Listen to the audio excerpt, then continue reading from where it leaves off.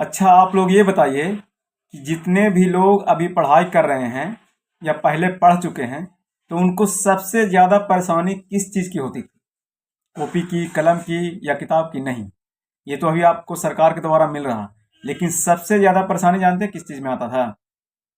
उसका परेशानी यह है कि उसको किसी भी चीज़ को याद करना और उसको अपने मेमोरी से डिलीट नहीं होने देना। ये सबसे बड़ा प्रॉब्लम होता था या होता है अभी, मतलब जो पढ़ते हैं उन लोगों के लिए। तो इसका हल मैं आप लोग को बताऊंगा, और ये हमें हमारे टीचर ने बताया था।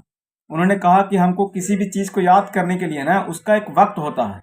अगर उस वक्त पर आप उस चीज़ को याद कीजिएगा तो यकीनन आपके मेमोरी में वो हमेशा एकदम समझ लीजिए कि एकदम रहेगा, वो कभी डिलीट नहीं होगा।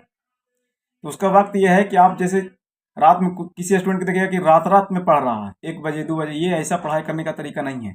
ये समझ लीजिए आपको बीमार करेगा, मानसिक रूप से भी और शारीरिक रूप से भी। सबसे पहले आप क्या कीजिए कि आप 9 बजे तक आप अपना काम कर लें या 10 बजे तक आप सो जाएं।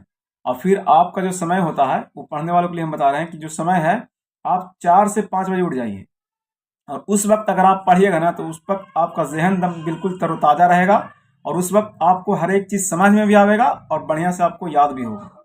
इसका सबसे बड़ा एग्जाम्पल उन्होंने दिया, हमारे जो मास्टर थे, उन्होंने कहा कि अगर किसी गिलास हो या कोई भी बर्तन हो, अगर उसको पानी से आप भर दें और फिर वो पूरा भर जाए और फिर उसमें अगर पानी डालेगा तो पानी क्या होगा? पानी नीचे गिरेगा। आप लोग सब जानते हैं।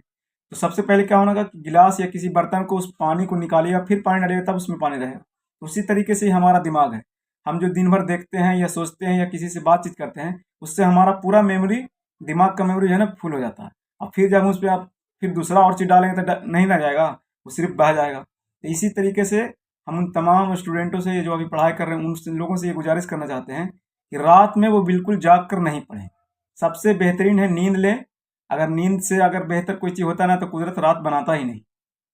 इसलिए कुदरत ने भी कहा है कि रात हम लोग सोने के लिए बनाए हैं, और सुबह आप उठिए फजर से पहले, जो मोमिन वो समझते हैं। और जो गैर मुस्लिम उसके लिए टाइम बता दिए कि 4 से 5 बजे तक आप उठिए। उस टाइम अगर आप पढ़ाई कीजिएगा तो समझ लीजिए कि आपका दम मेमोरी खाली रहेगा और आपको यकीनन याद होगा। आप इस ट्रिक को आजमाइए।